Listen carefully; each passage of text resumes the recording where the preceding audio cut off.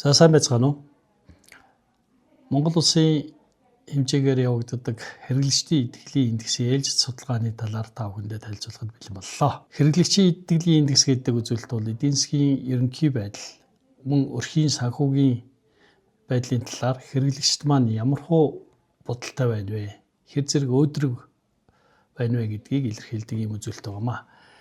Энэ үзүүлэлтийг дэлхийн нэлээд олон улсуудад тооцоож гаргадаг. Энэ тооцоон дээр үндэслээд эдийн засгийн зарим арга хэмжээнүүдэд авч хэрэгжүүлдэг ийм чухал үзүүлэлт билээ. Эдийн засгийн байдал сайжрахын хэрээр хэрэглэгчдийн итгэл дээшилж улмаар бараа бүтээгдэхүүний худалдан авалтыг нэмэгдүүлдэг.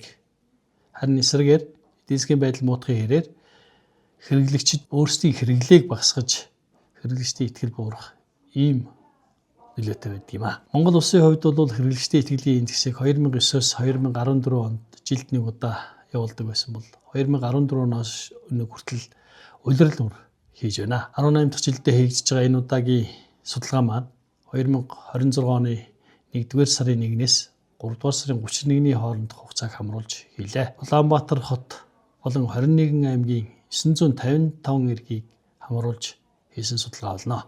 2026 оны 1-р улиралд хийсэн энэхүү судалгаанаас харахад өрхийн орлого буурсан гэж хариулагчдын тоо 26.4% болжээ. Энэ үзүүлэлт нь өмнөх жилийнхээс 9.8 пунктээр харин өмнөх улирлаас 4.2 пунктээр буурсан байна гэсэн. Өөрөөр хэлбэл хэрэглэгчид орлого буурчээ гэдэг хариулт багасч байна гэдэг маань харьцангуй өрхийн орлого дуртай болж байгаа юм болов уу гэсэн ийм байдлыг илтгэх баха. Өрхийн орлого нь 50%-аас их хувиар буурсан гэж хариулсан 5.8% байна. Энэ нь бол өмнөх оныхоос 1.5 пунктээр буурсан үзүүлэлт болж байна. Ажил эрхлэлтийн түвшин 72.3% гарсан 2025 оны үеэс 4.2 пунктээр өндөр болсон байна. Ажил эрхлэлт өмнөх жилийнхээс баг зэрэг нэмэгджээ гэж хэлж болохоор байна.